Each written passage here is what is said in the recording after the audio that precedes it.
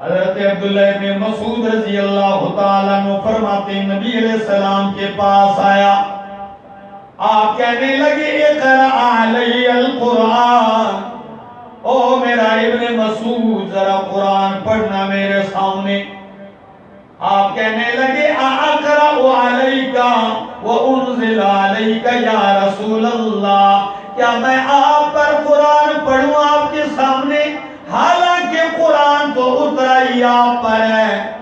نبی علیہ السلام نے فرمایا اے ابن مسعود، میں جس طرح قرآن پڑھنا مجھے پسند ہے، اس طرح انی احب ان اسمعہ من غیری، مجھے دوسرے سے قرآن سننا بھی بڑا پسند ہے۔ اور ہماری حالت کیا ہے؟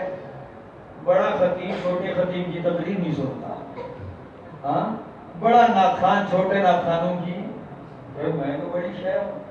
یہاں امام کائنات شاگرد سے کہتے ہیں آپ قرآن پڑھیں، میں سنتا ہوں مجھے اچھا لگتا ہے۔ تو عبداللہ ابن مسعود رضی اللہ تعالیٰ عنہ فرمانے لگے میں نے قرآن پڑھنا شروع کر دیا، سورۃ نساء کی تلاوت شروع کر دی، اور جب قرآن سورہ نساء کی میں نے 40 آیتیں مکمل کر لی، کتنی 40 آیتیں مکمل کر لی، اور 41ویں آیت پہ آ گیا، اس آیت پہ فَكَيْفَ إِذَا جِئْنَا مِن كُلِّ أُمَّةٍ بِشَهِيدٍ وَجِئْنَا بِكَ عَلَىٰ هَٰؤُلَاءِ شَهِيدًا، کیا حال ہوگا ان لوگوں کا جب ہم ہر امت سے گواہ اٹھائیں گے اور آپ کو لائیں گے میرا پیغمبر ان کے اوپر گواہ بنا کر۔ جب اس آیت پہ میں پہنچا، امام کائنات کہنے لگے حسبک حسبک، او ابن مسعود کافی ہے بس کر۔ کہتے ہیں جب مجھے کہا بس کر، میں نے چہرہ اٹھا کے امام الانبیاء کے چہرہ انور کی طرف دیکھا، فَإِذَا عَيْنَاهُ تَذْرِفَانِ، نبی علیہ السلام کی آنکھوں سے آنسوں کی برسات جاری تھی۔ اللہ اکبر، نبی علیہ السلام رو رہے ہیں، آنکھوں سے آنسو جا رہے ہیں۔ یہ کمال ہے اس قرآن کا، یہ زندگیاں بدلنے والا قرآن ہے۔ بڑی دنیا کی زندگیاں بدلی ہیں اس سے۔ میں اکثر کہتا ہوں کتاب خدا میں یہ تاثیر دیکھی، کتاب خدا میں یہ تاثیر دیکھی، بدلتی ہزاروں کی تقدیر دیکھی۔ کبھی کبھی حیران ہوتا ہوں، امام اسماعی اللہ اکبر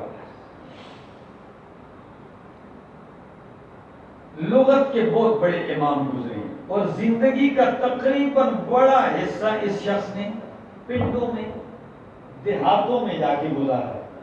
تو کسی نے کہا اللہ کے بندے تو ساری زندگی پہاڑوں میں اور دیہاتوں میں جا کے ان پینڈو لوگوں میں رہتا ہے، کیوں؟ کہتا ہے اس لیے کہ میں قرآن کی لغت سمجھوں، شہری زبان میں خط منگا جاتا ہے۔ شہر والوں کی پشتو جو ہوتی ہے نا، جب یہ گاؤں جاتا ہے وہ کہتا ہے تم پٹھان نہیں گئے، ٹھیک ہے نا، وہ آدھی انگریزی بیچ میں آ گئی۔ اردو کا بھی یہی حال ہے، پنجابی کا بھی یہی حال ہے، لیکن جو گاؤں والے لوگ ہوتے ہیں باہر وہ نہیں جاتے، اور باہر کے بندے وہاں نہیں جاتے، ان کی بولی بالکل خالص ہوتی ہے۔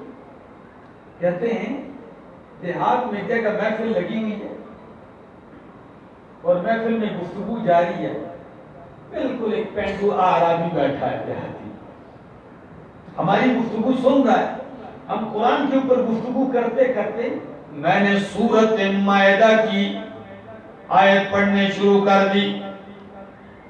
سورۃ مائدہ آیت نمبر 38، یہ میرے سامنے اللہ کا قرآن ہے، فرمایا والسارق والسارقۃ، چوری کرنے والا مرد، چوری کرنے والی عورت، فاقطعوا ایدیہما، ان کے ہاتھ کاٹ ڈالو، جزاء بما کسبا، یہ سزا ہے اس جرم کی جو انہوں نے کیا ہے، نکالا من اللہ، یہ عبرتناک سزا ہے اللہ کی طرف سے۔ آگے میں نے آیت یوں ہے، کیا ہے؟ واللہ عزیز حکیم۔ تو قرآن تو اس کے پاس تھا نہیں، امام اسماعیل کے پاس، کہتے ہیں میں نے غلطی سے پڑھ لیا واللہ غفور الرحیم۔ عزیز الحکیم کی جگہ کیا پڑھ لیا؟ اب ہمارے جیسے لوگ ہو تو ہم بھی کہتے ہیں غفور الرحیم بھی اللہ ہے تو عزیز الحکیم بھی کون ہے؟ کہتے ہیں جب میں نے کہا غفور الرحیم، وہ دیہاتی فوراً کان کھڑے کر دیا، کہنے لگا ھذا کلام من، بھائی کس کا کلام پڑھ رہے تو؟ امام اسماعی کہنے لگے ھذا کلام الرحمن، یہ رحمان کا کلام پڑھ رہا ہوں۔ دیہاتی کہنے لگا واللہ ھذا لیس کلام الرحمن، کہنے لگا اللہ کی قسم ہے یہ رحمان کا کلام نہیں۔ امام چونک گیا، کہنے لگا وہ پینڈو، وہ دیہاتی کیسے اللہ کا کلام نہیں؟ میں نے آیت پھر پڑھی، کہنے لگا نہیں۔ میں نے کہا جاؤ مسجد سے قرآن لے آؤ بھائی۔ بندہ گیا مصحف اٹھا کے لے آیا، میں نے سورہ مائدہ کھولی، آیت نمبر 38 پہ آیا۔ جب میں نے دوبارہ آیت پڑھی میں نے کہا چوری کرنے والا مرد اور عورت ان کے ہاتھ کاٹ ڈالو، یہ عبرتناک سزا ہے ان دونوں کے لیے۔ واللہ عزیز حکیم، جب عزیز حکیم پڑھا دیہاتی کام کے کہنے لگا ھذا کلام الرحمن، یہ رحمان کا کلام ہے۔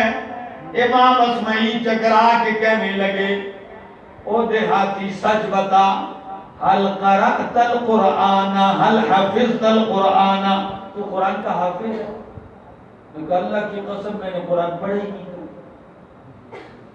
میں نے قرآن کبھی میں کہا چلو پورا نہ پڑھا ہو، حل قرأت سورۃ المائدہ، اتنا تو بتا سورہ مائدہ تو نے پڑھی ہے؟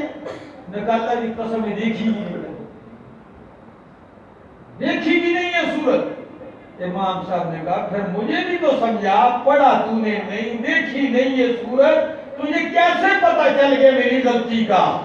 انہوں نے کہا امام صاحب مجھے کوئی پتہ نہیں، لیکن جب آپ نے آیت پڑھی اور آپ نے آگے کہا اللہ بخشنے والا مہربان ہے، تو اس جملے کا جوڑ نہیں مل رہا تھا پیچھے۔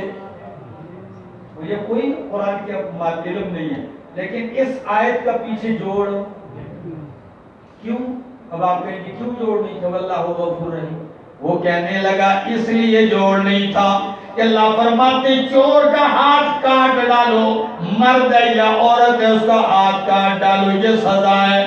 تو کہنے لگا انہو ان کانا غفر ورحم لما قطع، اگر اللہ نے اس کو بخشا ہوتا، مہربانی کی ہوتی تو اس کا ہاتھ کبھی بھی نہ کٹتا۔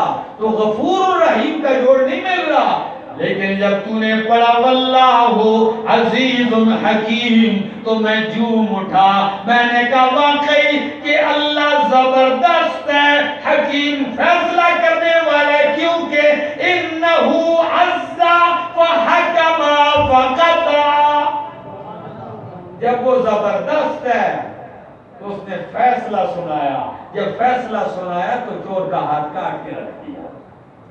اس آیت کا جوڑ ہے میرے دوستو، غور کرنے والے ہمارے لیے تو ہم قرآن کی آیت کسی نہ کسی صفت پہ اللہ کے ختم ہوتی ہے۔ قرآن کی کوئی نہ کوئی آیت ہے، اکثر آیتیں کبھی علی کل شیء قدیر، کبھی عزیز الحکیم، کبھی غفور الرحیم، ٹھیک ہے نا، مختلف صفات پر ختم ہوتی ہے۔ یہ صفات ویسے ہی نہیں ہے کہ اللہ کے ناموں میں سے کوئی نام آخر کے میں لگا لیا۔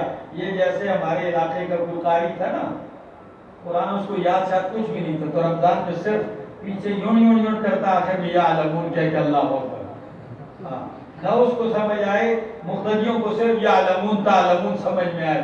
نہیں میرا دوست، قرآن کا کمال ہے۔ اب ایک کمال آپ کو دکھانے لگا ہوں، مزہ آئے گا آپ کو۔ یہ میرے سامنے اللہ کا قرآن ہے، سورت کا نام سورت ہود ہے، 12واں پارہ ہے، اللہ بلکہ 11ویں پارے کا آخری صفحہ پڑھنے لگا ہوں. قرآن کہتا ہے الف لام را کتاب احکمت آیاتہ ثم فصلت من لدن حکیم خبیر. ادھر مزہ آئے گا کشمیر والوں، راولہ کوٹ والوں. فرمایا کتاب، یہ شان والی کتاب ہے، احکمت آیاتہ، اس کی آیتیں محکم کر دی گئی ہیں. قرآن کی آیتیں کیسے ہیں؟ اب احکمت کے دو معنی ہیں. ایک معنی ہے حکمتوں سے بھر دی گئی ہیں، اور دوسرا معنی مضبوط کر دی گئی ہیں.